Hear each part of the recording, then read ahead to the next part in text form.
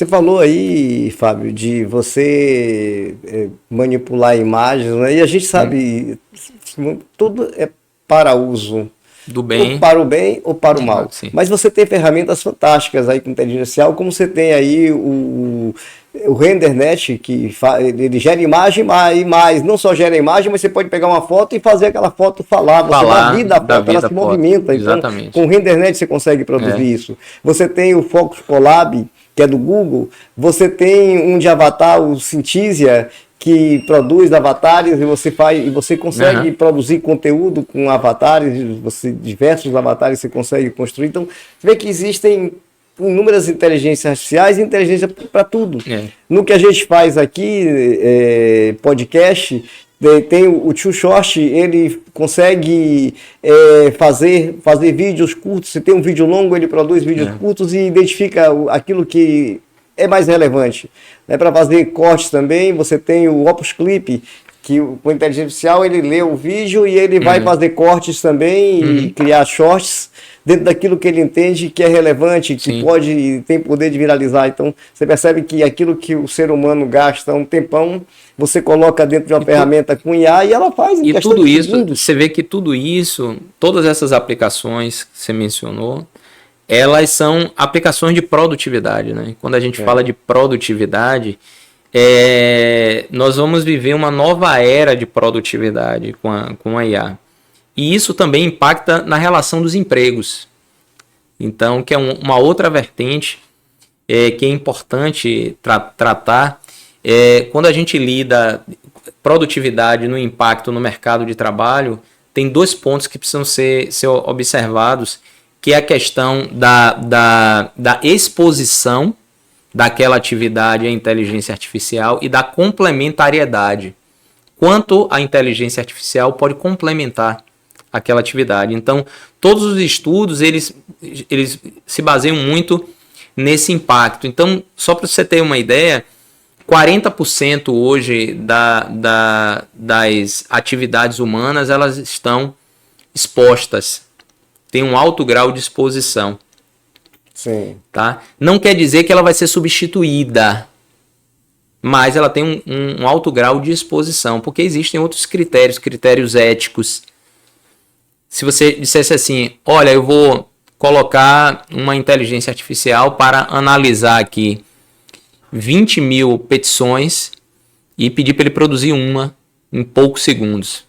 Ele vai analisar e vai produzir uma. Mas não quer dizer que não tenha que ter, você tem um alto grau de exposição, mas não quer dizer necessariamente que você vai estar substituindo o advogado em relação a isso.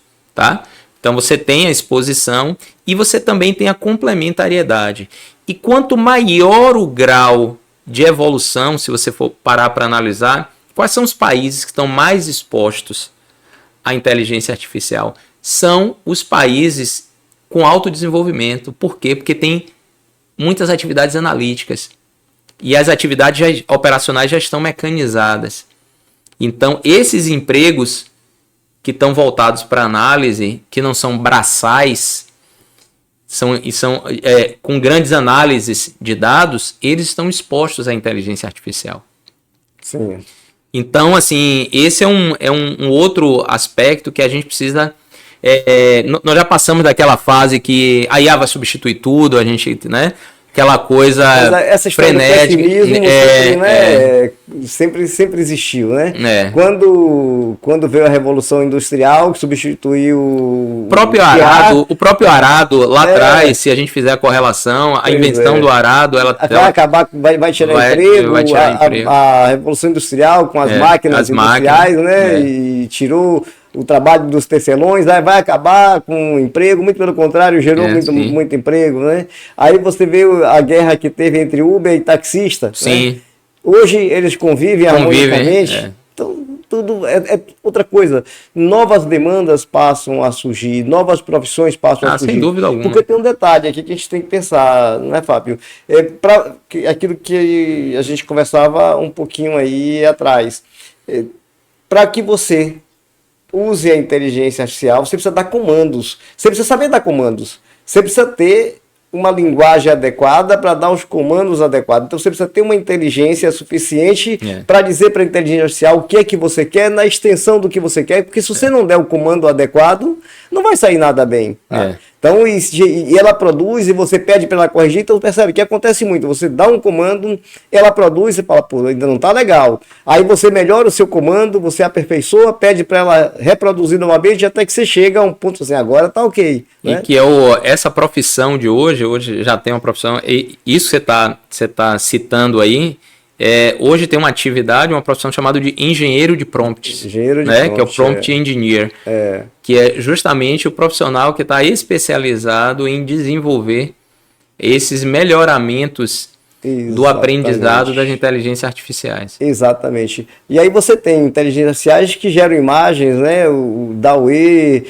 você tem o Midjourney, você tem inúmeros outras o Leonardo, né? Você tem o Leonardo, você tem inúmeras outras aplicações para gerar imagem. E aquilo que um produtor gastaria dias para produzir, ela cria em fração de segundos. Você diz, eu quero uma imagem de uma mulher loira, olhos verdes, com vestido azul, com toque de pele de onça, e ela vai dar um jeito, ela vai produzir, mas você precisa dizer o que você quer. Exatamente. Né?